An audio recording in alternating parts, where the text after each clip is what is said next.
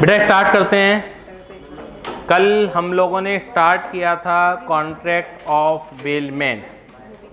Contract of bailment is a type of contract in which one person transfer the possession of goods to another person for some purpose. Upon a contract that then when the purpose is accomplished, the goods should be returned or disposed of at the direction of the person who delivers the goods. तो इसमें दो part, हाँ लिखवाया नहीं होगा वो, कोई ऐसी बात नहीं है। तो जो पार्टियाँ होती हैं इसमें दो होती हैं, एक बेलर होती है और एक बेली होती है। बेटा बेलर कौन पार्टी होती है? जो गुड्स को ट्रांसफर करती है, यानी कि the person who transfer the goods is called the bailor, यानी कि owner of the goods is called the bailor, and the person to whom the goods have been transferred is called the Bailey.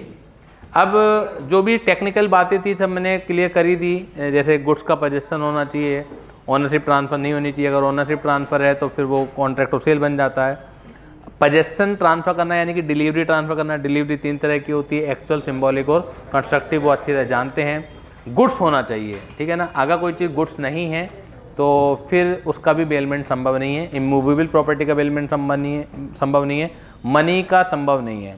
Sir एक goods क्या होता है? एक तहजीब होती है। जब हम लोग को पढ़ रहे होते हैं तो उससे पूछ लेना चाहिए कि जो आपने वर्ड दिए हैं तो उनका मतलब भी हमें बता दीजिए। हम लोग अज्ञानी हैं, हमें नहीं पता, ठीक है ना। तो ज़्यादातर 90% केसेज में लोग खुद बताता है अपना मतलब।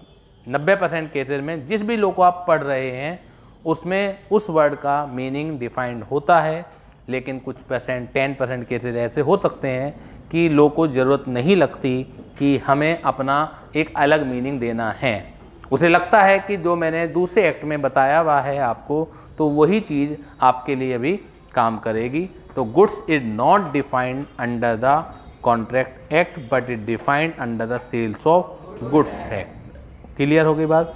तो जो मीनिंग आपका सेल्स ऑफ गुड्स एक्ट में है वही एज इट इज उठ के यहाँ पर आ जाएगा। जैसे वहाँ पर मनी को गुड्स नहीं माना जाता, एक्शनेबल क्लेम को गुड्स नहीं माना जाता, तो वो चीज़ गुड्स नहीं है फिर। लेकिन मनी का मतलब क्या है? जो लीगल टेंडर है, जो फिलहाल करेंसी इंडिया में प्रचलन में है, उसे हम मनी कहेंगे। तो जो चीज़ मनी है वो गुड्स नहीं है, जो चीज़ मनी नहीं है वो गुड्स है। इसका मतलब जो फॉरेन एक्सचेंज है वो गुड्स हैं। पुराने सिक्के जो हैं, पुराने नोट जो हैं, जो प्रचलन से बाहर हैं, तो वो भी गुड्स हैं as per the bailment. Clear?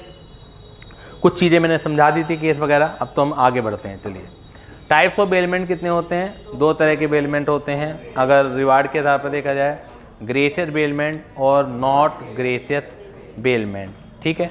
तो ये लिखवा दिया था शायद मैंने टाइप्स ऑफ बेलमेंट को। तो लिखिएगा टाइप्स ऑफ बेलमेंट, हेडिंग ही लिखवाना है मुझे, बाकी तो पूरा यहाँ पर है, कहीं कुछ जरूरत। टाइप्स ऑफ बेलमेंट, तो there are two types of bailment, one is gratuitous types of bailment.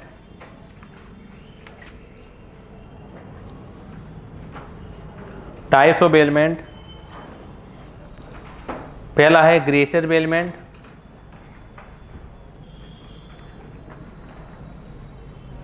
और दूसरा है नॉट ग्रेशियस बेलमेंट।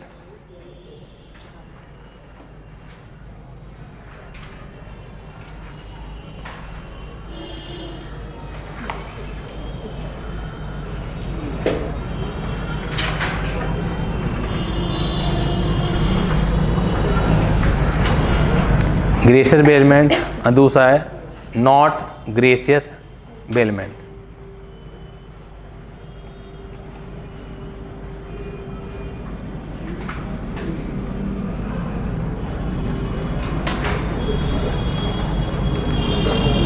क्लियर है? इसे डिफाइन करने की जरूरत नहीं है, सब मालूम ही है आपका। ग्रेशियस में जिसमें कंसिडरेशन नहीं होता, और नॉट ग्रेशियस में जिसमें कंसिडरेशन होता है फॉर बोथ द पार्टी। अब डिफाइन करने को तो टाइप्स को तो ऐसा भी है, ये तो हो गया रिवार्ड के आधार पर, एक होता है बेनिफिट के आधार पर। तो बेनिफिट के आधार पर इन्हीं को डिवाइड किया हुआ है। जैसे ग्रेशियस बेलमेंट है, ये for the exclusive benefit of baler हो सकता है, या for the exclusive benefit of belly हो सकता है। जो नॉन ग्रेशियस होता है for mutual benefit of both the party होता है। क्लियर है?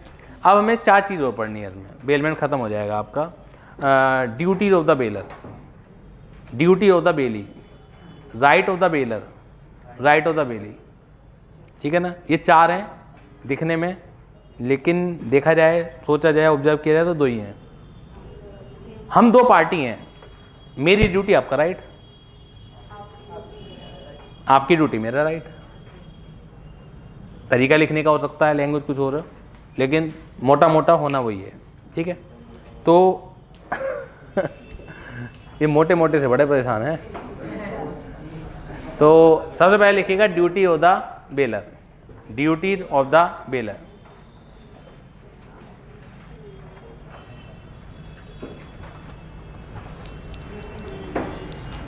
Duty of the bailor.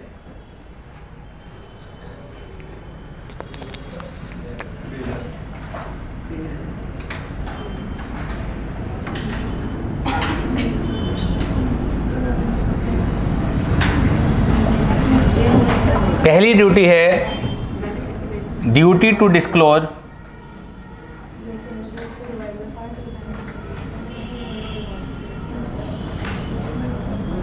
Duty to disclose fault in the goods. Duty to disclose fault in the goods. Bailor यानी कि जो ओनर है, गुड्स का पोजीशन तो वही दे रहा है। तो मेरी पहली ड्यूटी है कि अगर गुड्स में कुछ खराबी है तो मैं बेली को बता दूं, अवगत करा दूं उसे कि गुड्स में खराबी है। किस तरह के फॉल्ट के बारे में अवगत कराना है? जो उसके यूज से संबंधित हो, जो उसके यूज से संबंधित हो। मेरी गाड़ी अमित सर मांग के ले जाते हैं कि दिल्ली जाना है, उनके पास गाड़ी नहीं है, उपलब्ध नहीं है। मैंने कहा अच्छा कितने बजे तक लौटोगे? उन्होंने कहा 4 बजे तक लौट जाऊंगा मैं, ठीक है ना। मुझे पता है मेरी गाड़ी की हेडलाइट ख़राब है, उसकी आंखें जो हैं इस समय नहीं काम कर रही हैं, ऑपरेशन कराना पड़ेगा उसका, लेकिन उसकी ज़रूरत नहीं है क्योंकि अमित सर ने बताया मुझे कि 4 बजे तक लौट आऊँगा। तो मैंने उन्हें इस गलती के बारे में, इस डिफ़ॉल्ट के बारे में नहीं बताया। अमित सर फंस गए दिल्ली में, रात को 10 बजे लौट के आए, ठीक है। लौट के भी कहाँ है, लौटने के लिए चले वहाँ से। अब जब लौटने के लिए चले, जब उन्हें गाड़ी की लाइट, हेडलाइट, आंखों की ज़रूरत पड़ी, वो समय काम ही नहीं कर रही है। डरते डरते बेचारे अमित सर धीरे धीरे करके खींच के लाए, लेकिन अल्टीमेटली आने से पहले उनका एक्सीडेंट हो गया।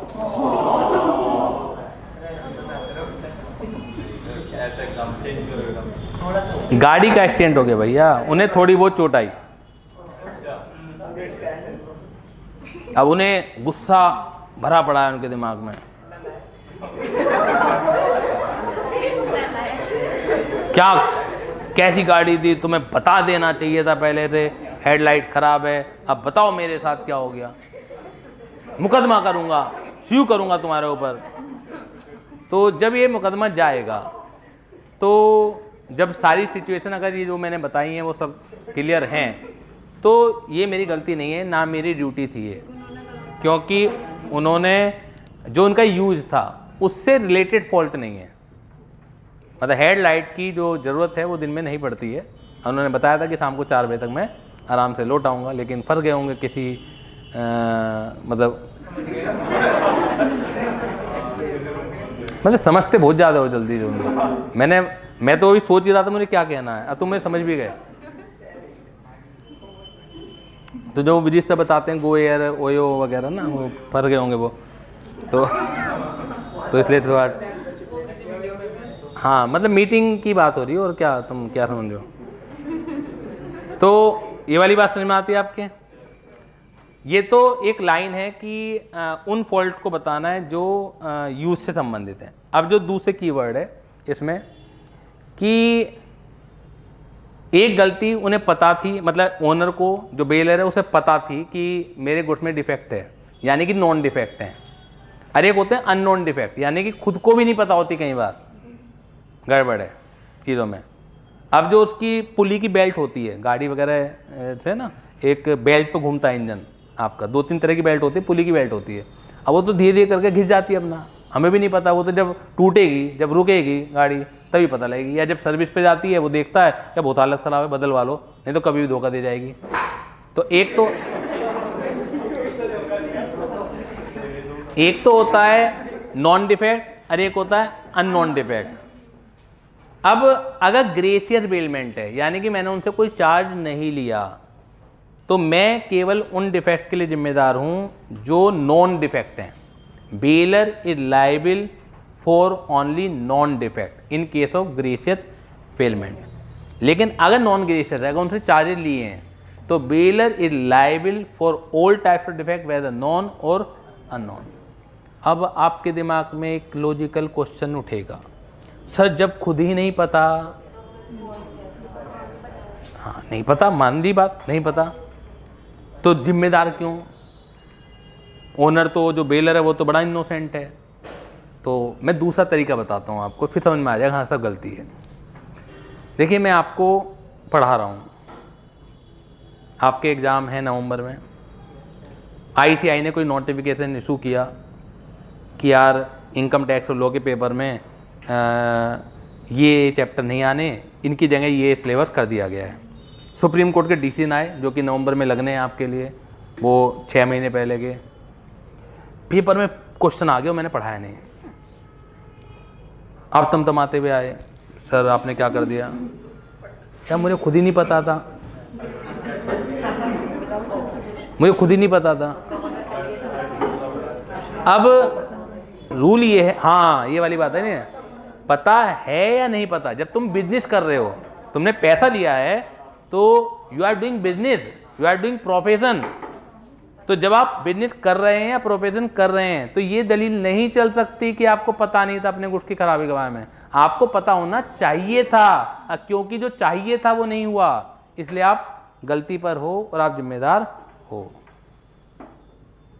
बात समझ में आ गई? क्योंकि उससे पहले जो भावनाएं उमड़ के आ रही थी, यार जब पता ही नहीं है तो क्या गलती है, तो आप भी नहीं छोड़ोगे मुझे। तो ऐसे ही लो बनाया हुआ है। तो लिखिएगा, मैं ज़्यादा लाइनें नहीं लिखवाऊंगा इस पेपर के लिए, तो बस हेडिंग हेडिंग, क्योंकि मेन तो आपको असाइनमेंट ही करना है। फिर तो पेपर के लिए तो क्या है, ये पढ़ लिया आपने तो एकदम क्लियर हो जाएगा। लैंग्वेज तो आप अपने बना लोगे ना। तो हम क्या कर रहे हैं, पहली ड्यूटी है ड्यूटी टू डिस्क्लोज फॉल्ट, ठीक है ना। इसे 2 पार्ट में डिवाइड कर देते हैं जी, यहीं पर इसी को 2 पार्ट में डिवाइड कर देते हैं। ग्रेशियस बेलमेंट,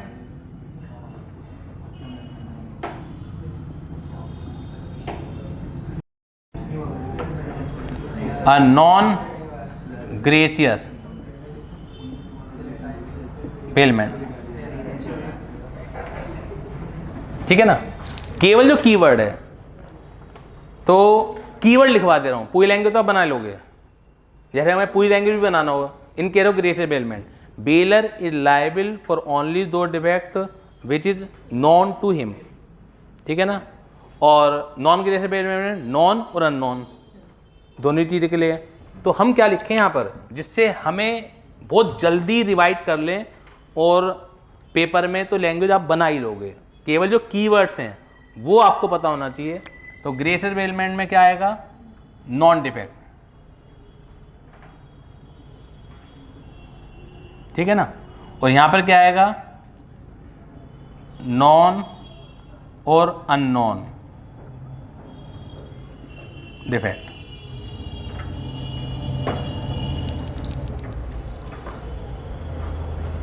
क्योंकि हम लाइबिलिटी तो लिख रहे हैं, ड्यूटी तो लिख रहे हैं, तो लैंग्वेज तो वही बनेगी, bail is liable for known defect, non gratuitous में bail is liable for known और unknown both type of defect, ठीक है ना।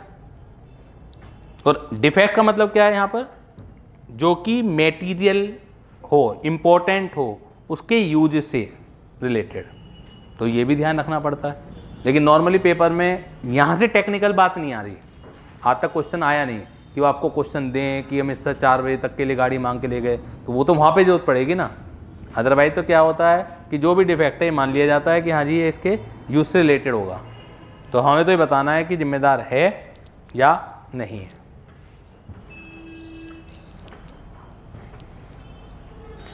क्लियर है भाई। दूसरी duty, duty to reimburse expenses.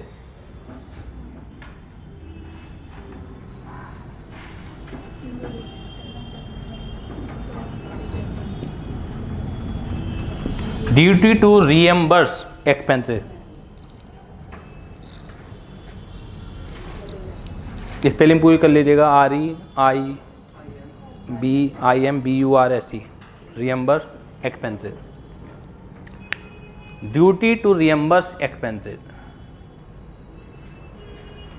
Expenses भी दो तरीके के होंगे, एक तो है एक्स्ट्रा ऑर्डिनरी एक्सपेंसेस और एक है ऑर्डिनरी एक्सपेंसेस। जैसे अमित सर मेरी गाड़ी मांग के ले गए, रास्ते में गाड़ी का इंजन में कोई प्रॉब्लम आ गई, अब वो वापस कहलाएंगे तो मैकेनिक को दिखलाना पड़ गया, लग गए 10,000 रुपये। अब अमित सर ने कहा कि संजय जी 10,000 रुपये। मैंने कहा अब देखो यार तुम्हारी लक ख़राब है, तुम गए उसी दौरान ख़राब हुई ये चीज़, अब मैं क्या करूं? तो ये कह के नहीं बच सकते। ड्यूटी है मेरी कि एक्स्ट्रा ऑर्डिनरी है ना खर्चे, ऑर्डिनरी का मतलब है पेट्रोल वगैरह, ठीक है। तो एक्स्ट्रा ऑर्डिनरी खर्चे की जिम्मेदारी हमेशा किसकी होगी? बेलर की होगी ही होगी। जो ऑर्डिनरी खर्चे हैं, ऑर्डिनरी खर्चे की जिम्मेदारी नॉर्मली हमेशा बेली की होगी। वैसे अब गाड़ी के साथ पेट्रोल भी थोड़ी दूंगा मैं, समझ में आ रही बात? लेकिन एक केस में बेलर की हो सकती है, अगर बेलमेंट है for exclusive benefit of baler, यानी बेलमेंट ग्रेशियस है, ग्रेशियस भी ऐसा है जिसमें बेनिफिट सिर्फ और सिर्फ बेलर का हो। मैं अपने एक पेट एनिमल को जब मुझे 5 दिन बाहर जाना था तो मिस क्या छोड़ के चला गया। अब ऑर्डिनरी खर्चे, उसके खाना पीना, तो जिम्मेदारी किसकी है भाई? मेरी है, क्योंकि वो एक्सक्लूसिव बेनिफिट सिर्फ मेरा है। लेकिन यहाँ पे क्या था? यहाँ पर एक्सक्लूसिव बेनिफिट अमित सर का था, तो अमित सर को ऑर्डिनरी खर्चे देने पड़ेंगे। या अगर ग्रेशियस नहीं भी है, नॉन ग्रेशियस भी है, तब भी ऑर्डिनरी खर्चे बेली की ही जिम्मेदारी है। अगर मैंने गाड़ी के उनसे चार्जेस लिए भी हैं, किराया लिया भी है, तो भी पेट्रोल तो उन्हें भरवाना ही पड़ेगा। केवल एक केस में ऑर्डिनरी खर्चा बेलर होता है, जहां पर एक्सक्लूसिव बेनिफिट ऑफ बेलर होता है। समझ आ गई बात? पहले इन दो को पढ़ लेते हैं मुख से भी एक बार। Duty of a bailor, duty to disclose fault in the goods. पहला gratuitous bailment disclosure, the bailor is liable to disclose all the fault known to him. ये नॉन टू हिम ना, ये कीवर्ड है, which are material for use of the goods और may put the bailee to extraordinary risk. Effect of non disclosure, the baler shall be liable for damages for any loss caused to the bailey. For non-gracious bailment disclosure, the baler is liable to disclose all the fault whether known to him or not. Effect of non-disclosure, the baler shall be liable for damage for any loss caused to the bailey whether or not he was aware of the fault. Illustration अपने आप हो जाएंगे। Duty to reimburse expenses, extraordinary expenses, the bailor is liable for to pay extraordinary expenses. Bailey may recover the extraordinary expenses paid by him. ये second dotted point क्यों लिखा गया है? पहली बात से क्लियर नहीं हो रहा था क्या? केवल लाइन बढ़ाने के लिए, कोई नई बात थोड़ी लिखी हुई है। अब बेलर लायबल है तो दूसरा रिकवरी तो करेगा। समझ में आ रही बात? It is immaterial as to whether the bailment is gratuitous और नॉन ग्रेशियस। यहाँ पे ये भी इंपॉर्टेंट नहीं है कि ग्रेशियस है या नहीं है। एक्स्ट्रा ऑर्डिनरी खर्चे ऑलवेज बेलर की जिम्मेदारी है। ऑर्डिनरी खर्चे में दिक्कत आ सकती है, ऑर्डिनरी खर्चे में नॉर्मली बेलर की जिम्मेदारी है, लेकिन बेलर लायबल हो सकता है अगर एक्सक्लूसिव बेनिफिट बेलर का होगा। ठीक है ना? हाँ जी, अभी देता हूँ। ऑर्डिनरी खर्चे, the bailee liable to pay ordinary necessary expenses. हमेशा ऑर्डिनरी खर्चे की जिम्मेदारी किसकी है? बेली की है। However if the bailment is gratuitous for the benefit of bailor, the bailor is liable to pay the ordinary necessary expenses. आप कह रहे हो कि ऑर्डिनरी खर्चे में बेलर की लायबिलिटी कैसे होगी? Exclusive benefit of baler. Baler कौन है? जिसका गुड्स है। ठीक है, मैंने कहा मेरे पास एक पेट एनिमल है, ठीक है ना, डोमेस्टिक एनिमल है, और 5 दिन मुझे शहर से बाहर जाना है, तो मैंने अमित सर के यहाँ उनसे छोड़ दिया और अमित सर से कहा कि इसका ध्यान रखिएगा आप। तो ध्यान रखने में उसका खाना पीना भी तो होगा ना, तो खाना पीना तो ऑर्डिनरी एक्स्ट्रा ऑर्डिनरी तो नहीं है, तो जिम्मेदारी किसकी है भाई? मेरी जिम्मेदारी है। लेकिन मेरे पास एक घोड़ा है, डोमेस्टिक एनिमल है वो भी, ठीक है ना। अमित सर ने कहा मुझे राइडिंग सीखनी है, मुझे घुड़सवारी का शौक आया है नया नया, ठीक है ना, किसी को प्रभावित करना है तो घुड़सवारी सीखनी है मुझे। मतलब कुछ लोग होते हैं ना घुड़सवार को देख के, हाँ बढ़िया, तो प्लीज़ मुझे 5 दिन के लिए दे दो। अब मैंने 5 दिन के लिए दे दिया, उनसे कोई चार्जेस वगैरह नहीं लिए, ग्रेसियस ही है माना। तो इसमें खाने पीने की जिम्मेदारी कौन संभालेगा? क्योंकि इसमें मेरा बेनिफिट नहीं है ना, मैं अपनी मजबूरी में उनके पास छोड़ के जाऊं तो फिर मैं दूंगा ऑर्डिनरी खर्चे, एक्स्ट्रा ऑर्डिनरी तो हमेशा ही मैं दूंगा, चाहे वो ग्रेशियस है चाहे वो नॉन ग्रेशियस है।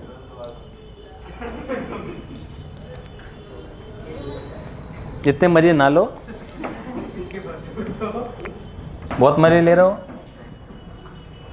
नेक्स्ट है indemnify the bailee for defective title. तीसरी जो ड्यूटी है, indemnify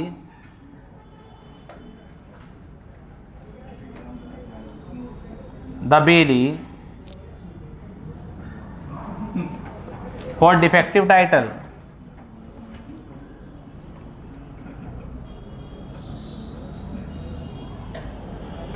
indemnify the bailey for defective title।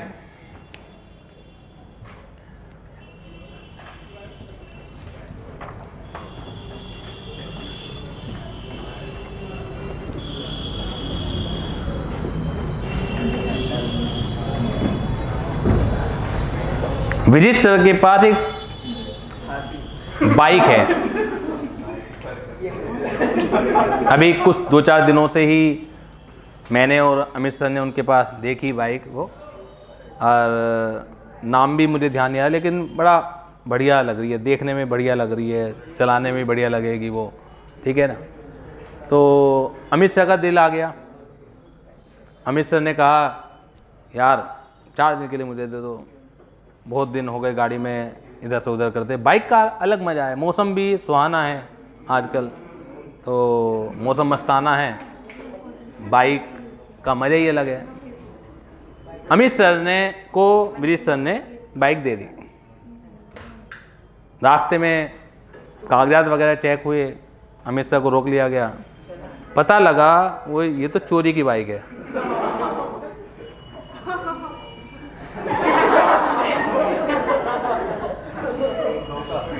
ये तो चोरी की बाइक है। तो पुलिस वालों ने पकड़ लिया अमित सर को। आप बताओ, आपकी अमित सर कहने लगे नहीं मेरे साथ तो धोखा हुआ, ऐसा हुआ है, ये तो मैं किसी ने मांग के लाया था। फिलहाल एकदम एक्शन क्या होगा? अमित सर को पकड़ लिया जाएगा, उन्हें अंदर भेज दिया जाएगा, ठीक है ना।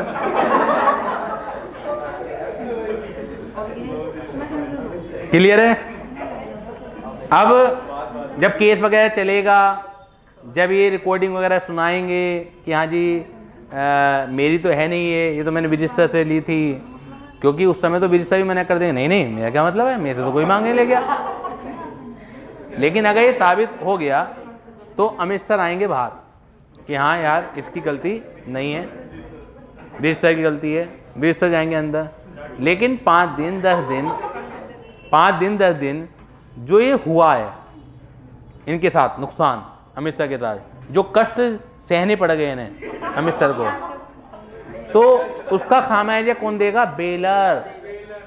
इंडेमनीफाई द बेली, बेली इसमें अमित सर हैं। इंडेमनीफाई द बेली, क्यों indemnify? For defective title in the good, क्योंकि बेलर का टाइटल ही डिफेक्टिव था। अब टाइटल क्योंकि डिफेक्टिव था उसकी वजह से बेले को नुकसान हो गए, तो वो नुकसान कौन भी करेगा? वो नुकसान भी करेगा बेलर, लीगली। क्लियर है? नेक्स्ट है indemnify the bailee for premature termination.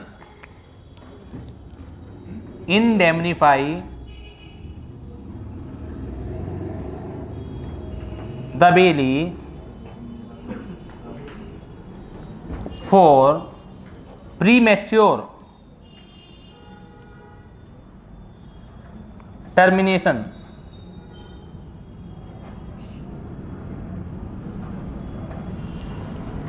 indemnify the bailiff for premature termination.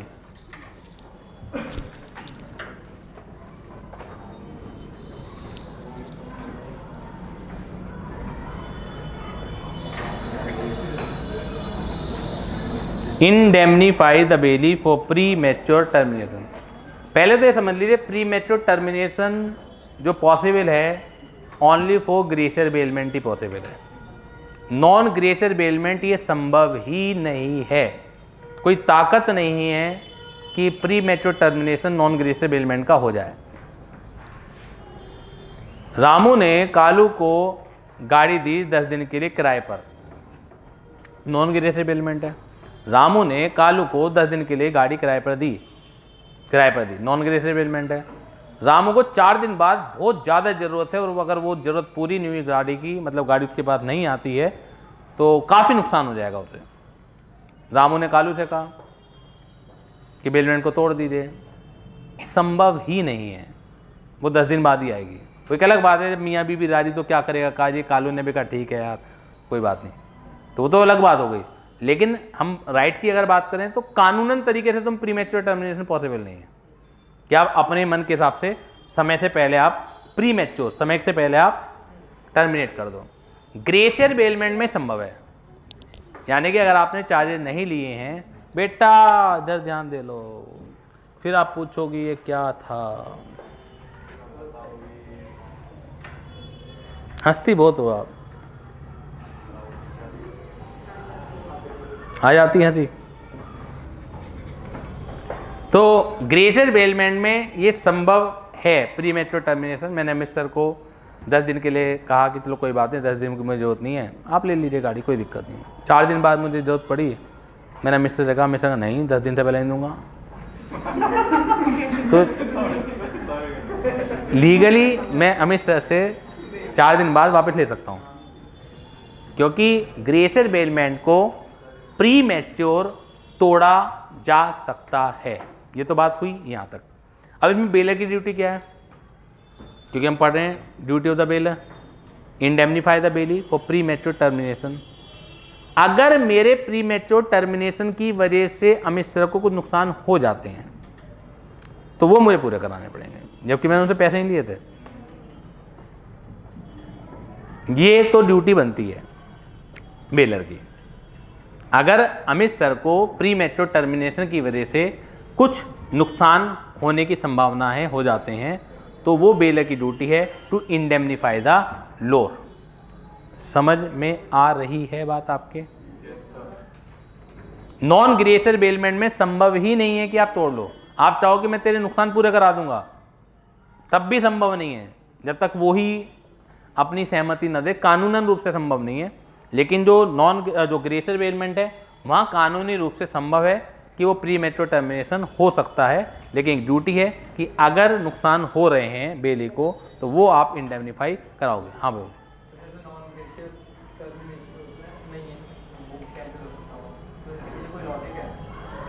Logic है, क्यों नहीं है? देखिए व्यापार जब आप कर रहे हैं तो आपको अपनी ज़रूरतें नहीं देखनी ना।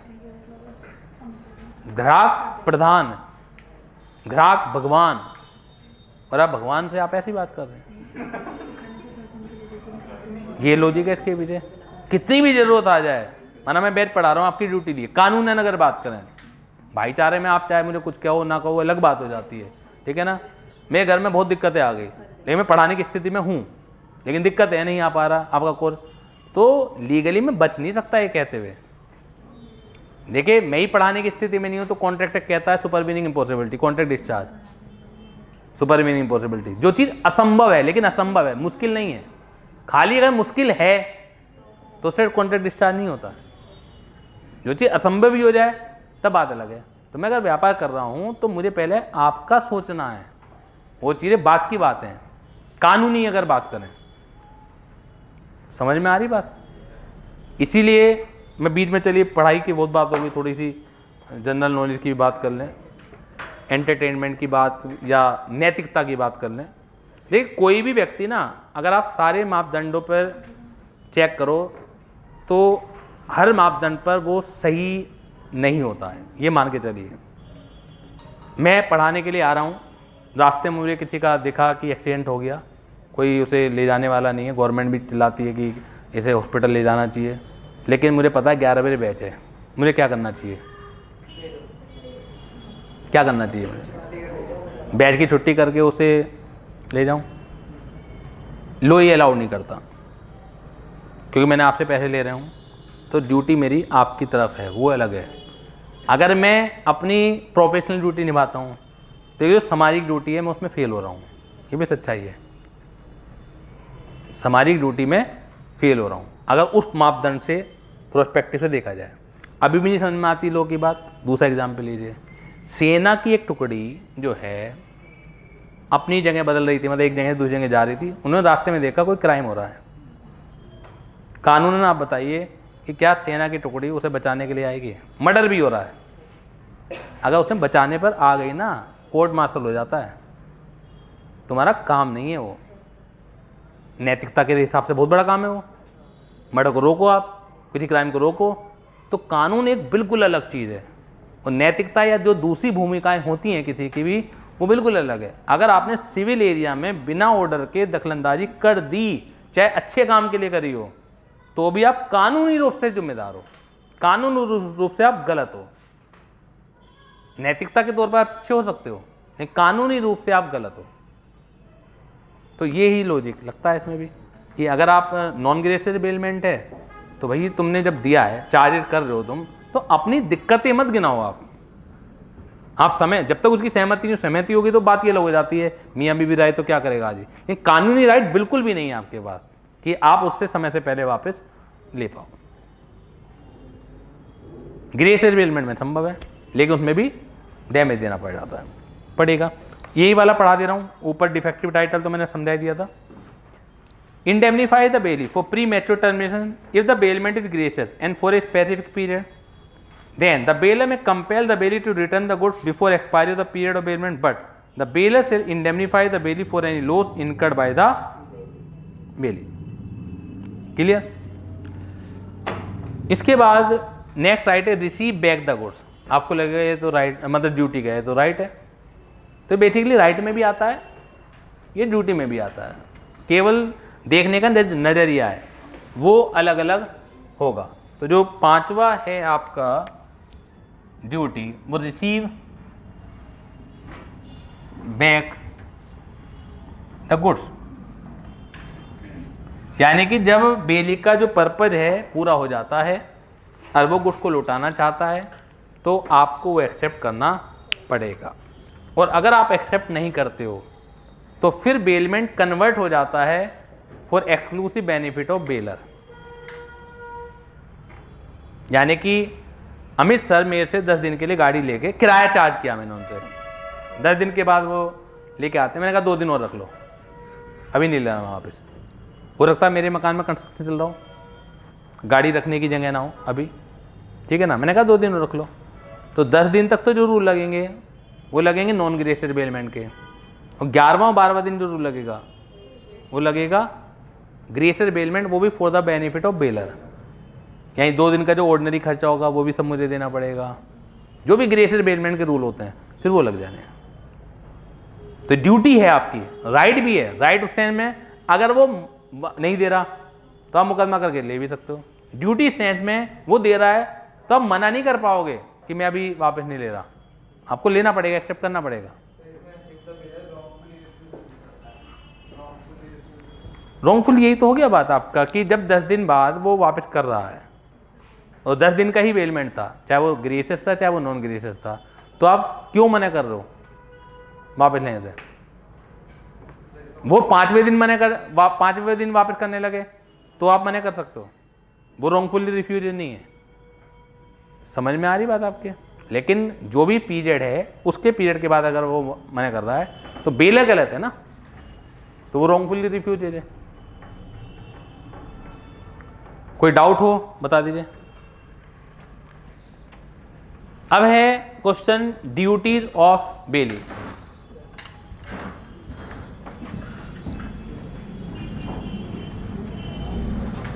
Duties of Bailey.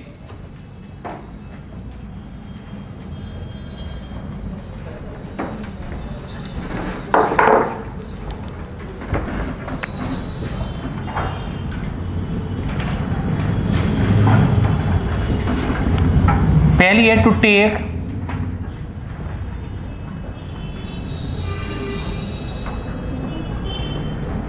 Take reasonable care of goods. To take reasonable care of goods.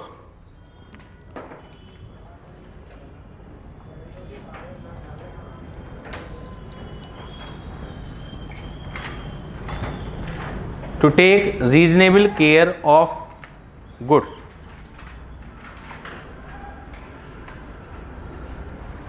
Bailee की पहली ड्यूटी है, यानी कि जो भी गुड्स पेल्ड हैं उनका वो ध्यान रखेगा, और अगर नहीं ध्यान रखेगा, उसकी लापरवाही की वजह से अगर कुछ गुड्स में डैमेज हुई, नुकसान हुआ, तो बेली बेलर को कंपनसेट करेगा। ठीक है ना। अगर उसकी लापरवाही नहीं है बेले की, तो नुकसान फिर बेलर का है। सेल्स गुड्स एक्ट में भी पढ़ के आते हो, रिस्क किसका होता है? Who is the owner, not the possessor. लेकिन ये रूल बदल जाता है अगर पजेसर की कोई गलती हो, तो वहाँ पे भी आपने एक्सेप्शन पढ़ा होगा कि जहाँ इस रूल का कॉन्ट्रेरी है कि ओनर कोई है, नुकसान फिर किसी और का है। तो उसमें दो चीज़ें पढ़ी थी, डिलेड डिलीवरी आपने एक पढ़ी थी। तो वो डिलेड डिलीवरी भी एक उदाहरण है, बल्कि कुल मिला के बात यह है कि अगर गलती जिस आदमी की है, ठीक है ना, तो रूल कुछ भी कहता है, फिर गलती जिस आदमी की है पहले फिर वो चीज़ एप्लीकेबल होगी। तो बेली की ड्यूटी है to take reasonable care. Reasonable care का मतलब क्या होता है प्रैक्टिकल लाइफ में, कि ये देखा जाएगा कि एक आदमी अपने गुड्स के लिए क्या तौर तरीका अपनाता, वही तरीका उसने जो गुड्स बेल्ड हैं उनके लिए रखा है या नहीं रखा है। समझ में आ गई बात आपके? आप किसी आप अपनी साइकिल भी लें, शुरुआत में उसकी तिल्लियाँ भी चमका के रखते हैं, रोजाना कपड़ा मारते हैं, अंदर रखते हैं उसे, ठीक है ना। अब आप किसी की होंडा सिटी मांग के लिए आए, इनोवा मांग के लिए आए, सड़क के बाहर खड़ी कर दी, जबकि आपके पास सिक्योरिटी के साधन थे, घर के अंदर खड़ी हो सकती थी। और ऐसे जगह रहते हो जहाँ पर बाहर गाड़ियाँ नॉर्मली चोरी हो जाती हैं, आपने बाहर लगा दी लॉक करके, वो चोरी हो गई, तो जिम्मेदार बेली है, उसने रीजनेबल केयर नहीं रखी है। समझ में आई बात आपको? पढ़िए, take reasonable care. The bailee must take such care of goods as a man of ordinary prudence would take care of his own goods. The bailee shall not be liable for any loss और destruction of the goods if he had taken such care as it described under section 151। अगर आपने care रखी है बावजूद इसके नुकसान हुआ, तो ये नुकसान बेलर का है, क्योंकि जो रूल है कि ओनर का ही नुकसान होता है, पजेसर का नुकसान नहीं होता। लेकिन अगर आपने केयर नहीं रखी तो फिर ये बेली को भुगतना पड़ेगा। नेक्स्ट है नॉट टू, लिख लीजिएगा, not to make inconsistent use of goods. Not to make inconsistent use of goods.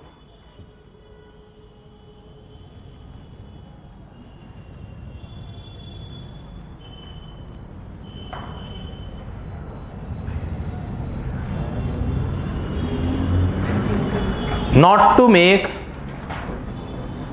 Inconsistent use of goods, यानी कि जिस पर्पज के लिए गुड्स लिया था उसी पर्पज के लिए आप क्या करेंगे? यूज करेंगे। इनकंसिस्टेंट यूज नहीं होना चाहिए। एग्जाम्पल के तौर पर आप किसी से गाड़ी मांग के ले आते हैं कि मुझे 2 दिन के लिए गाड़ी चाहिए। दूसरा बंदा पूछता है आपको कहाँ जाना है, आपने बता दिया कि मुझे जयपुर जाना है, उसने आपको गाड़ी दे दी। लेकिन लास्ट टाइम पर बेटा हेलो,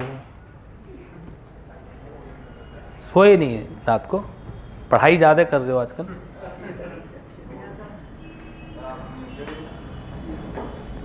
तो लेकिन लास्ट टाइम पर आपका मन पलट जाता है और आप किसी देहात वाले इलाके में, गांव वाले इलाके में चले जाते हैं जहां जो सड़कें हैं बहुत ख़राब है, ठीक है ना। अब दूसरे की गाड़ी है, आदमी ध्यान देता ही नहीं है, आपने चलाई उसे बढ़िया तरीके से, अंजर पंजर ज़मीन पर आपने चलाई उसे, उसके नट बोल्ट ढीले हो गए। नट बोल्ट से मतलब है बहुत कुछ दिक्कतें आ गई उसमें। तो ये जो नुकसान है ये बेली को भुगतना पड़ेगा, क्योंकि उसने जो यूज था वो गलत यूज करा, ठीक है ना। एक एग्जाम्पल, कुछ रियल एग्जाम्पल भी हैं। यहाँ तो ए और बी बना के दे दिए आपको। ये जो ए और बी बनते हैं, कॉन्ट्रैक्ट एक्ट हुआ या कंपनी एक्ट हुआ। एक चीज़ और बता रहा हूँ मैं आपको, बीच में आ गई। मतलब जितने भी ये एक्ट हैं इनके जो एग्जाम्पल होंगे या जितने भी केस स्टडी होंगी वो आती हैं जो पेपर, जो प्रैक्टिकली डिसाइड हो चुकी हैं, यानी कि ये काम हो चुके होंगे पहले, चाहे वो ए और बी के नाम से दे दिया जाए, चाहे नाम से दे दिया जाए आपको, लेकिन अब पेपर में वही आएंगे। लेकिन जैसे इनकम टैक्स से रेवेन्यू है, रेवेन्यू लो होते हैं, तो जो हो चुकी हैं वो भी, जो हो सकती हैं, मतलब इनकम टैक्स और जीएसटी में नए क्वेश्चन ड्राफ्ट हो सकते हैं आपसे, संभावना वहाँ रहती है। लेकिन लो के पेपर में जो हो चुका है बस, और उतना ही है बस, इससे ज़्यादा नया कुछ नहीं हो सकता इसमें। तो जो मैं केस बता रहा हूँ वो सब हो चुके हैं। आप एक घोड़ा किसी से मांग के लेके आए, एक हॉर्स मांग के लेके आए आपको राइडिंग पर्पज़ के लिए, ठीक है ना। अब जो घोड़ा मांग के लेके गया, मतलब बेली, उसने तांगा बना दिया उसका, कैरिज में उसे ढो रहा है। मतलब पर्पज चेंज है ना। आपने कहा कि मैं खुद राइडिंग करूंगा, अब उसने आप उसे हाँक रहे हो कैरिज में, तांगा बना दिया उसका आपने। अब तांगा बना दिया, वो इतना वजन सह नहीं पाया, उसने कोई एक्सरसाइज जिम वगैरह तो कर नहीं रखा था कि मुझे उस पर्पज के लिए अपने आप को मजबूत करना है। वो तो बेचारा एक ही मालिक का अभी तक भार सहन करता था, तो उस तरीके से फिट था वो। अब क्योंकि जब तांगे में खींचोगे तो उस तरह की मसल्स चाहिए घोड़े की भी, तो वो मसल्स वो बिल्ड है ही नहीं उसकी, तो बेचारा गिर गया और मर गया। तो ये नुकसान है, ये किसका है? बेली का। बेली को पूरा कराना पड़ेगा। पहला एग्जाम्पल आपका जो बुक में लिखा हुआ है। दूसरा एग्जाम्पल ये भी रियल है, इसे तो ए ओ बी करके दे दिया इन्होंने। एक बंदा घोड़ा मांग के लेके आया, ठीक है, कि मुझे राइडिंग करनी है, अपने दोस्त से घोड़ा मांग के लेके आया, उसने दे दिया। उसने अपनी बीवी को बिठा दिया उस पर। ये रियल है। इसमें क्या दे रखा है? अपने फैमिली मेंबर को बिठा दिया। इसमें देखा फैमिली मेंबर को, जो रियल है वो बीवी को बिठा दिया। अब बीवी थी मोटी ताजी, वो बैठी या घोड़ा बैठ गया।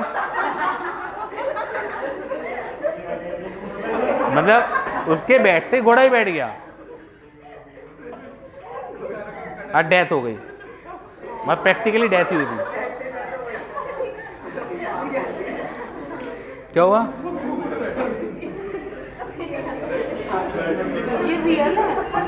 ये रियल है। ये जो असाइनमेंट में रखा एओबी करके, ये उसको बनाया गया है बस एओबी में। ये रियल केस स्टडी है, हो चुकी है जो। हाँ नहीं नहीं, पागल नहीं है, मैं सही बता रहा हूँ, ये रियल।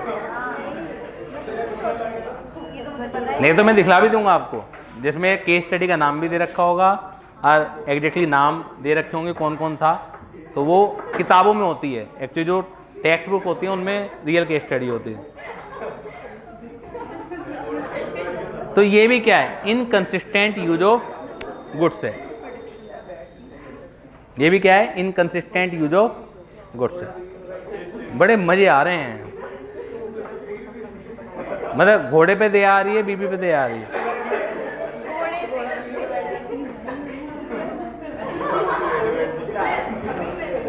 नेक्स्ट लिखिएगा, not to mix the goods. बेटा व्हाट्सएप बाद में चेक कर लेना। फेसबुक देख रही थी आप? नहीं सर, इंस्टाग्राम देख रही थी?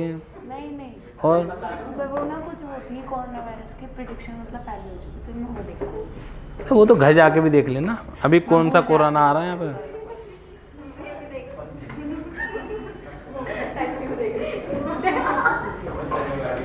कुछ दिन हाथ मिलाना तो छोड़ दो, हाय बाय करना छोड़ दो, नमस्ते जी ऐसे करना चाहिए, दूर से मतलब सलाम करना चाहिए।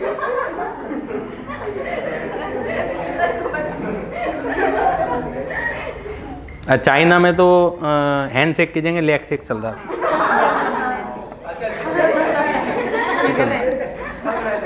जैसे जाम को टकराते हैं ना पीने से पहले, तो अब हाथ तो मिला ही सकते, तो लेग ही मिला लो। चलिए, not to mix the goods, third duty लिखिएगा, not to mix the goods, not to mix the goods, यानी कि बेली की ड्यूटी है कि वो अपने गुड्स में नहीं मिलाएगा। अब मिला लिया तो क्या है, क्या वो सेपरेबल हैं? अगर सेपरेबल हैं मिलाने के बाद तो बेली सेपरेट करेगा, जो एक्सपेंसेस होंगे सेपरेट करने के वो बेली बियर करेगा।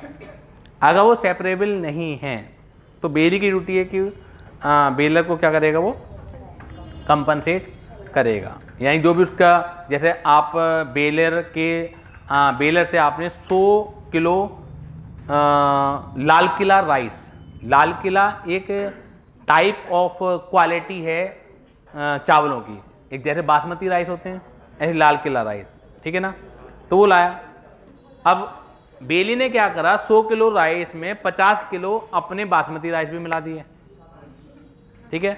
अब क्या होगा, ये तो सेपरेट तो हो नहीं सकते, तो जो 100 किलो लाल किला राइस का चावल का पैसा होगा वो उसे दिया जाएगा, वो बेली की ड्यूटी बनेगी। समझ आ गई बात, इन्हें पढ़ लीजिए। Not to mix the goods, not to mix the goods, goods are mixed with bailor consent.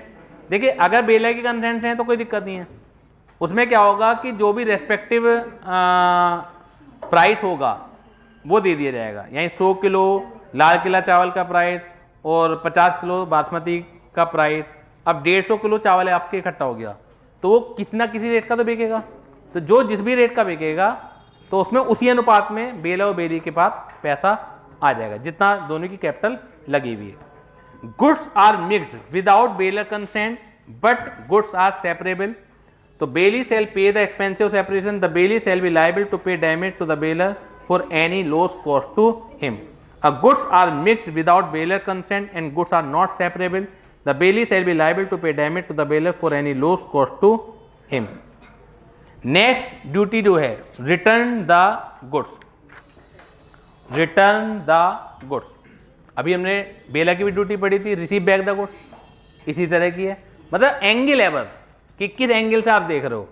बेला की ड्यूटी तब है जब बेली वापस कर रहा है, तुम नहीं ले रहे, तो भैया ड्यूटी है तुम्हारी, लेना तो पड़ेगा। और बेली की ड्यूटी तब है कि आप समय पूरा हो गया तब भी वापस नहीं कर रहे, तो ड्यूटी है, तुम्हें वापस करना पड़ेगा, तो रिटर्न द गुड्स, ठीक है।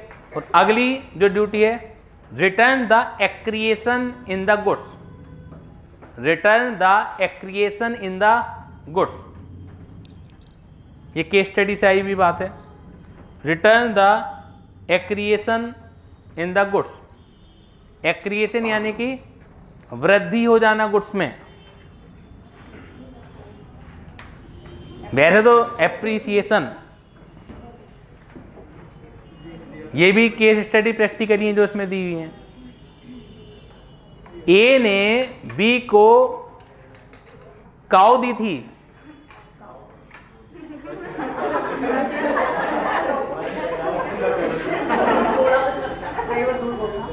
वो कह रही काऊ का घोड़ा बना दिया।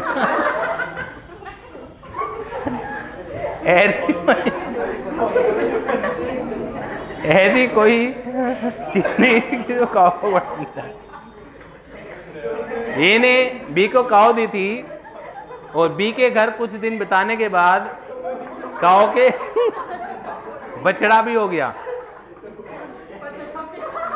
अब बी काऊ वापस कर रहा है बछड़े को रख के, तो ड्यूटी है कि ना केवल बी काऊ वापस करेगा बल्कि बछड़ा भी वापस करेगा।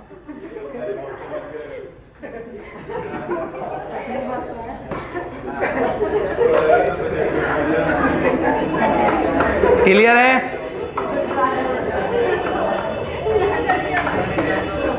बेटा इन्हें क्वेश्चन पूछने दो काऊ और बछड़े पर।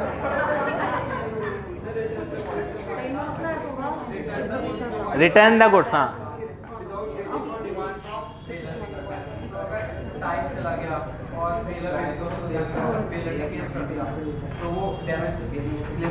डैमेज से मतलब है जो उसे नुकसान हुआ होगा बेलर का वो, प्लस उस दौरान के जितने भी खर्चे हैं वो सारा फिर बेली दिया करेगा, क्योंकि वो आ जाता है फिर एक्सक्लूसिव बेनिफिट ऑफ बेली, ये आ जाता है। ठीक है, तो return the aeration of the good समझ में आ गया। इसी तरह से आपने कई शेयर्स गिरवी रखवाए, किसी को शेयर दे दी रिलायंस कंपनी के 5 महीने के लिए और उसमें डिविडेंड आ गया, तो ना केवल आप शेयर वापस करोगे बल्कि डिविडेंड भी वापस करोगे। उनमें बोनस शेयर आ गए तो ना केवल आप शेयर वापस करोगे बल्कि बोनस शेयर भी वापस करोगे। तो return the accretion to the goods. और लास्ट ड्यूटी है not to set up adverse title, not to set up adverse title, लिख लीजिए साथ के साथ इधर, not to set up adverse title. Adverse title का मतलब क्या होता है? कोई भी ऐसा काम आप नहीं करेंगे जिससे बेलर को के राइट्स में कोई परेशानी हो। क्लियर है? हम लोगों ने फाउंडेशन में भी सेल्स और रिटर्न बेसिस पर एक बुक लाए थे हम, हाल लाल बुक डिपो 7 दिन के लिए। 5 दिन पहले ही, मतलब 5 दिन बाद ही आपने अपने दोस्त को दे दी। गलत है ये। Not to set up any adverse title, आपको दिए रखनी है या नहीं रखनी या वापस करनी है, उससे पहले ही आपने किसी और को दे दी, तो ये सब सेटअप है, एडवर्स टाइटल ही तो हो रहा है। कहीं आपने गिरवी रखवा दिया वो सामान जो आपके पास है, कहीं से लोन लेना है आपको, तो ये सब क्या है? एडवर्स टाइटल सेटअप आप कर रहे हैं, तो ये अलाउड नहीं है। क्लियर है? तो ये कंप्लीट हो गया। अब क्योंकि चैप्टर भी कंप्लीट करना है तो दो छोटी छोटी बातें और रह गई हैं इसमें। हमने पढ़ा duty of the bailor, duty of the बेली, तो राइट ऑफ द बेलर और राइट ऑफ द बेली। ज़्यादातर चीज़ें आपको सेम मिलेंगी। तो नेक्स्ट है आपका राइट ऑफ द बेलर। तो पहला राइट है टर्मिनेट द बेलमेंट। यही तो बताया बेटा मैंने अभी कि bailee had no right to set up adverse title against the goods bailed. तो उसकी एग्जाम्पल ही तो दिए थे मैंने आपको कि एडवर्स टाइटल सेटअप करने का मतलब क्या होता है। कहीं आप गिरवी नहीं रखवाएंगे, किसी और को नहीं देंगे आप, ये सब एडवर्स टाइटल होता है। आपके पास है तो आप ही तो रखोगे, ये थोड़ी आप उसके मालिक बन गए, आप अपनी इच्छा से किसी और को दे दोगे। ठीक है? तो देखिएगा राइट ऑफ द बेलर, ये फिलहाल यहाँ से फटाफट पढ़ा देता हूँ मैं आपको, क्योंकि इसमें समझाना तो ज़्यादा है नहीं। तो घर पर इनकी हेडिंग आप कॉपी कर लीजिएगा जिससे आपके नोट भी पूरे हो जाएं। Terminate the bailment. आप ये बताइए टर्मिनेट द बेलमेंट, बेलर क्या राइट की बात कर रहे हैं, लेकिन किस में? केवल ग्रेशियस में। नॉन ग्रेशियस में तो राइट है ही नहीं आपके पास। समझ में आ रही है बात? नॉन ग्रेशियस बेलमेंट में बेलर का राइट कैसे हो जाएगा? टर्मिनेट हो ही नहीं सकता वो जब तक कि बेली कंसेंट ना दे दे। लेकिन यहां राइट है, मतलब बेली अगर मैंने करना चाहे कि जी मैं तो नहीं देने का, तो इसी राइट ही तो कहेंगे। जब कानून कह रहा आप कर सकते हो, बस शर्त है बस आप जो डैमेज हो उसे वो दे दो, लेकिन राइट तो है। तो in case of gratuitous bailment ये राइट बनता है आपका। या इसके अलावा अगर वो इनकंसिस्टेंट यूज कर रहा है, मतलब जिस पर्पज के लिए हमने दिया था वो पर्पज यूज ही नहीं हो रहा, तो वहां पे भी टर्मिनेशन का राइट है। देखिएगा, terminate the bailment if the bailey does any act inconsistent with the terms and conditions of the contract of bailment, the bailment become voidable at the option of the bailor.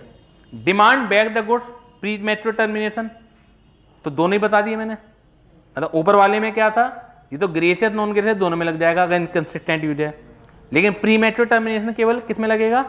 Gracious bailment में लगेगा। Right to accretion the goods, वहां उसकी duty थी कि उसे वापस करना पड़ेगा बछड़ा भी, यहाँ इसका राइट है कि बछड़ा लेके मानेगा ये। वो मजेदारी वाली बात देखिए, अभी बीच वाला तो छोड़ दीजिए, file shoot against the wrong doer. केवल याद नहीं करा रहा मैं आपको, समझ भी विकसित कर रहा हूं कि नोट्स भी लिख के कहे जाते हैं, या जिससे आपको पेपर में अगर कोई क्वेश्चन का आंसर करना है। स्यू द बेली, किसके लिए? The bailor may sue the bailee to enforce his duty. Right है बेलर का, एक ही बात में सब खत्म। जो जो बेलर की ड्यूटी है, बेली की ड्यूटी है, सब बेलर के राइट ही तो हैं। अब इसी को बड़ा करना है आपको, तो हेडिंग डालते चले जाओ, नहीं तो एक लाइन में खत्म है कि बेलर का राइट है to sue the bailee to enforce his duty, यानी जो भी उसकी ड्यूटी है सब आपके राइट ही तो हैं। समझ आ गई बात आपके? अब है राइट फाइल शू अगेंस्ट रॉन्ग डोअर। हाँ, ये बेली में भी आएगा, और देखा जाए बेली में ज़्यादा काम का है ये तो ऑटोमेटिक भी है यहाँ पे, तो बताने की जरूरत नहीं है, तो अभी मैं बेली के साथ ही बता दूंगा मैं आपको। Right to file issue against the wrongdoer. तो रॉन्ग डोअर किस तरह से नाम दिया गया है हम देखेंगे। अब है right of the bailee. Right of the bailee, right to indemnify. किस किस चीज का indemnify? Duty of the bailor था indemnify the bailee against the defective title. मैं ये नहीं कह रहा, यहां पे भी ये लिखा हुआ है, ये आएगा। इसके अलावा इंडेमनीफाई का राइट, और उसकी ड्यूटी कब थी इंडेमनीफाई की? प्रीमेच्योर टर्मिनेशन वाला भी पार्ट आप लिख सकते हैं इसमें। इसके अलावा इंडेमनीफाई अगर बेलर के सामान में कुछ गड़बड़ी थी, डिफॉल्ट था, फॉल्ट था, जिसका मटेरियल यूज था और बेलर ने बताया नहीं है, इसकी वजह से बेली को नुकसान हो गए, तो वो सब नुकसान किससे रिकवर किए जाएंगे? वो बेलर से ही रिकवर किए जाएंगे और बेली का राइट बन जाएगा। ये मतलब ये बना बना के आप लिख सकते हैं, कोई रेक्टिफिकेशन की चीज है नहीं है। रिटर्न द गुड्स, उसकी ड्यूटी थी रिसीव बैक द गुड्स, उसमें वर्ड आ गया था रिसीव बैक द गुड्स, इसमें आगे रिटर्न द गुड्स। ये राइट है ना इसका, उसकी ड्यूटी है। Recover damages, recover charge incurred, उसका राइट था। एक्स्ट्राऑर्डिनरी चार्जेस नहीं, सॉरी, उसकी ड्यूटी थी एक्स्ट्राऑर्डिनरी चार्जेस देने की, चाहे ग्रेशियर है चाहे नॉन ग्रेशियर है, तो इसका राइट हो गया, ये रिकवर करेगा। ऑर्डिनरी एक्सपेंसेस, उसकी ड्यूटी कब थी ऑर्डिनरी एक्सपेंसेस की? जब for the exclusive benefit of baler था, तो इसका राइट है अगर bailment exclusive benefit of baler है कि वो ऑर्डिनरी चार्जेस भी रिकवर करेगा। स्यू फॉर डिसाइडिंग टाइटल, ये नई चीजें भी बता देता हूं। File sue against wrong door, ये मैंने कहा ही उससे मिलता जुलता है, जो भी है पीछे छोड़ के आया। तो इसे दोनों चीजों को देख लेते हैं। File sue against the wrongdoer, ये काम का देखा जाए यहां है, ठीक है, राइट दोनों का ही है, लेकिन जो एक्चुअल में वर्केबल है ये चीज, जिसके लिए कानून की जरूरत पड़ी, सेक्शन की जरूरत पड़ी, वो यहीं पे जरूरत पड़ी, अदरवाइज तो वो नॉर्मल भी है। जैसे मैंने आपको फाउंडेशन में पढ़ाता हूँ, मैंने कहा था कि आपसे आप अपने भाई की माना या फादर की बाइक मांग के लेके आए, आपने यहाँ नीचे खड़ी कर रखी है, जब बैच खत्म हुआ आपने देखा कि वो बाइक तो गई, अब ऊपर फटाफट भग के आए, सर बाइक चली गई, बाइक चली गई। मैं करूँ क्या? मैं फिर सामने थाना है, पुलिस चौकी वहाँ पे जाओ, फटाफट वहाँ पे गए, फिर बाइक चोरी होगी, रिपोर्ट लिख लीजिए, फटाफट ढूंढने में लगाइए किसके नाम थी, ओनर कौन था, यानी कि it is the owner who can file issue, not any other person. अब बेलर ने कोई गुड्स दिया किसी को, अब बेली के पास से चोरी हो गया, तो मुकदमा कौन करेगा? बेलर। तो file issue against wrong door, wrong door का मतलब है कुछ भी, मतलब जिसने भी कुछ गड़बड़ करी हो गुड्स के साथ, तो उसका भी राइट है और यहां बेली का भी राइट है, अदरवाइज नॉर्मली नहीं होता है। यानी कि जिसका सामान आप लेके आए हैं किसी का, और आपके पास से हाथापाई करके, जबरदस्ती करके या चोरी करके कोई लेके चला गया, तो you can also file a sue. तो right against the wrongdoer, right of bailee to sue against the wrongdoer. Wrongdoer में हर तरह का लोग कवर हो गए, एक कॉमन सा नाम रख दिया रॉन्ग डोअर, तो दोनों का राइट है। और एक है sue for deciding the title. Sue for deciding the title, Brij sir ने मुझे कुछ गुड्स बेलमेंट में दिया, अब कुछ लोग आ गए कि ये तो गुड्स हमारा है, विषय को वापस मत कीजिएगा। अब मैं परेशानी में कि ब्रिज सर को वापस करूं या जो लोग मेरे से लड़ने झगड़ने के लिए आ गए उन्हें वापस करूं, तो मैं मुकदमा करूंगा, ये राइट बनता है। किस बात का मुकदमा करूंगा? To decide the title. जज साहब आप मुझे बताइए किसे वापस करूं? तो ये मुकदमा करने का राइट बनता है मेरा। समझ में आ रही बात आपके? इसे पढ़ लेते हैं पूरा। If a person other than the bailor, if a person other than the bailor claim the goods bailed, the bailee may apply to the court to stop delivery of the goods to the bailor. यानी कि अगर एक कोई person other than bailor goods को claim करता है मेरा है, तो बेली अप्लाई कर सकता है कोर्ट में कि मुझे आप आदेश दीजिए कि मैं गुड्स को बेलर को ना दूं। नहीं तो बेलर तो पीछे पड़ गया कि गुड्स तो मैंने दिया था तो मुझे वापस करो।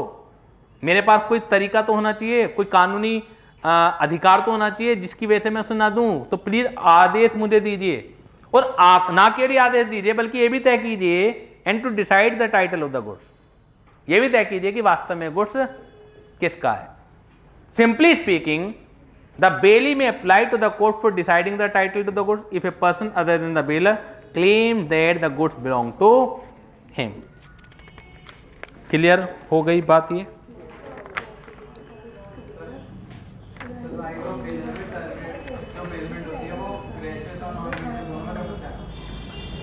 प्री मैच्योर की अगर बात करें तो केवल ग्रेसेस में हो सकता है, लेकिन अगर टर्मिनेट किसी और वजह से हो रहा है, क्योंकि बेली जो है इनकंसिस्टेंट यूज कर रहा है, तो वो किसी में भी हो सकता है।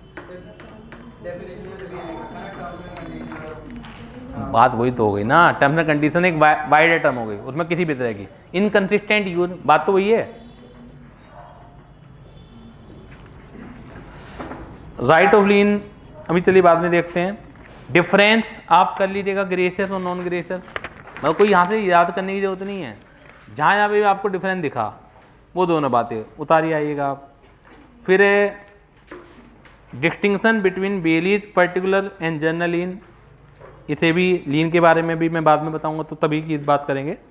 टर्मिनेशन ऑफ बेलमेंट, किन किन केसेस से बेलमेंट जो है टर्मिनेट हो जाता है। बेलमेंट टर्मिनेट कैसे हो जाएगा? सोचिए, इनकंसिस्टेंट यूज भी एक कारण है, एक्सपायरी ऑफ द पीरियड भी एक कारण है, जो पर्पस जिस पर्पस के लिए लिया था वो फिनिश हो गया वो भी एक कारण है। मतलब ऑब्जर्व करें और क्रैम करने से बचें कि टर्मिनेशन में किस किस तरह की संभावनाएं हो सकती हैं। तो देखिएगा, expiry, achievement of the goods before expiry, लेकिन वो केवल एक ही संभव है, वो ग्रेशियस बेलमेंट में संभव है। Inconsistent use, death of the bailor bailee, हाँ यहां पर भी death of the bailor bailee केवल ग्रेशियस में ही संभव है। नॉन ग्रेशियस में अगर डेथ होती रहे तो होने दो, जिसे आपने दे दिया वो पूरा यूज करेगा उसका, ठीक है ना। मतलब इनसे कोई फर्क नहीं पड़ता डेथ वगैरह से। आपने 10 दिन के लिए किसी गाड़ी दे दी किराए पर, दूसरे दिन बेला की डेथ हो गई, तो तुम बेली से नहीं कह सकते उसके लीगल एयर कि वापस कर दो, 10 दिन बाद ही वापस आएगी वो, ग्रेशियस में संभव है। और डिस्ट्रक्शन ऑफ गुड्स, अगर गुड्स ही खराब हो गया। समझ आ गई बात आपके? फाइंडर ऑफ द गुड्स को पढ़ लें फटाफट, फिर ये खत्म हो जाएगा। 5 मिनट दीजिए, 5 मिनट दीजिए।